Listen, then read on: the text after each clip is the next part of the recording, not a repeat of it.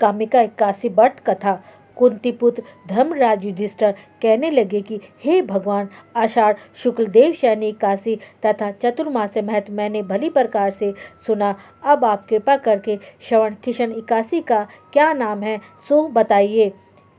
श्री किशन भगवान कहने लगे कि हे युधिष्ठिर, इस 81 की कथा एक समय स्वयं ब्रह्मा जी ने देव ऋषि नारद से कही थी, वही मैं तुमसे कहता हूँ।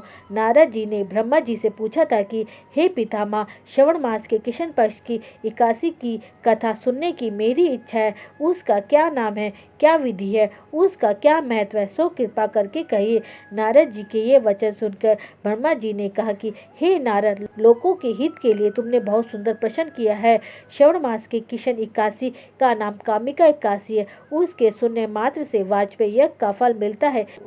इस दिन शंख चक्र गदाधारी भगवान विष्णु जी की पूजा होती है, जिनके नाम श्रीधर, हरि, विष्णु, माधव, मधुसूदन हैं। उनकी पूजा करने से जो फल मिलता है सो सुनो।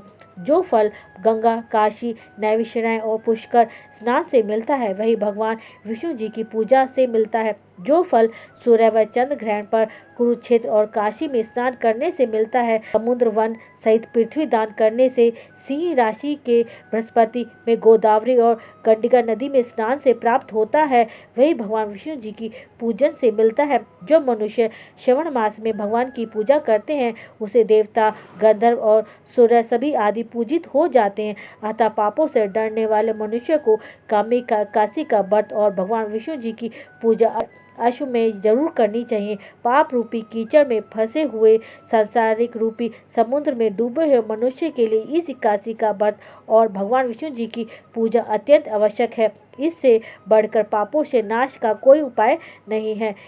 हे नारद, स्वयं भगवान ने यही कहा है कि कामिका से जीव कुयोनि को प्राप्त नहीं होता।